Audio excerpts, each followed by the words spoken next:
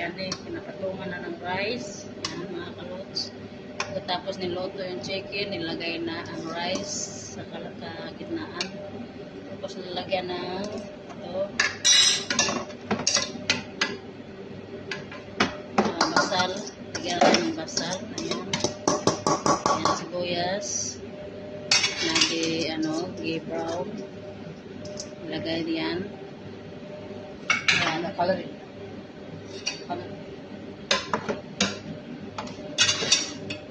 Ayan ang mga kalot sa ating biryani.